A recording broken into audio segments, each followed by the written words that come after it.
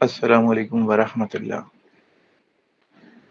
انسانی زندگی میں بہت سے معاملات آتے ہیں وقت کے ساتھ ساتھ، عمر کے ساتھ ساتھ، زندگی کے ابتدا میں، زندگی کے درمیان میں، اس طرح سے آتے رہتے ہیں۔ مسئلہ اس وقت ہوتا ہے جب ہم ان معاملات کو سمجھ نہ سکیں اور پہلے سے ان کی تیاری نہ کر سکیں۔ جب ہماری تیاری نہیں ہوگی تو ظاہری بات ہے کہ ہم ان معاملات کا، ان واقعات کا جو ہونے والے ہیں ان کا ہم مقابلہ نہیں کر سکتے۔ اور ہمیں اس کا پتہ کیسے چلتا ہے؟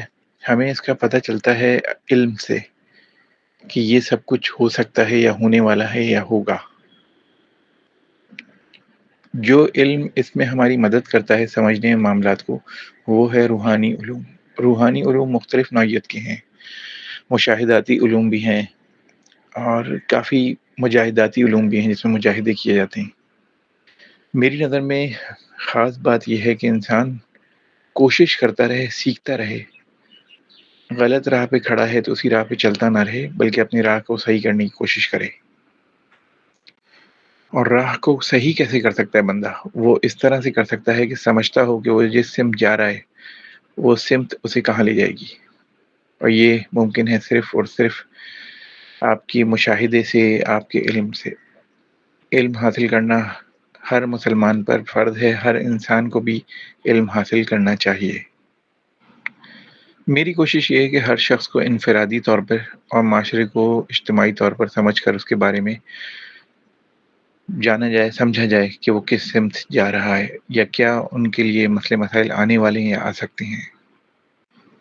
جو لوگ میرے اس آڈیو کو سن رہے ہیں، میں ان سے یہ کہوں گا کہ ہم لوگ، زیادہ تر لوگ ڈائریکشن لیس ہیں، بس جس سمت میں ہوا چلتی ہے ہم اس سمت میں چل پڑتے ہیں۔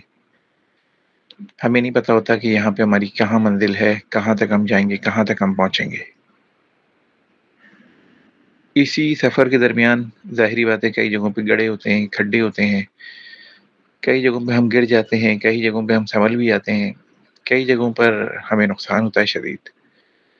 میرا مقصد یہ ہے کہ کوئی بھی شخص ہو، کوئی بھی فرد ہو جو مجھ سے پوچھ رہا ہے، سوال کر رہا ہے، اس کو میں اینالائز کر کے اور معلومات لے کے، جو میرے روحانی علوم ہیں ان لحاظ سے معلومات لے کے اسے بتا سکوں، نشاندہی کر سکوں۔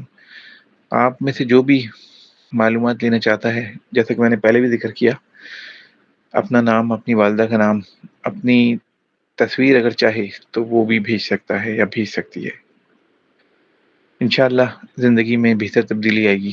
کئی ایسی چیزیں ہیں ہمارے ارد گرد، معاملات جو خراب ہوتے ہیں ان کو ٹھیک کرنے کی کوشش کی جا سکتی ہے۔ ابھی یہاں پر چونکہ میں ایک جنرل نوعیت سے تمام لوگوں سے مخاطب ہوں، اس لیے میں کوئی اسپیسیفک بات نہیں کر رہا کہ کیا ہوگا۔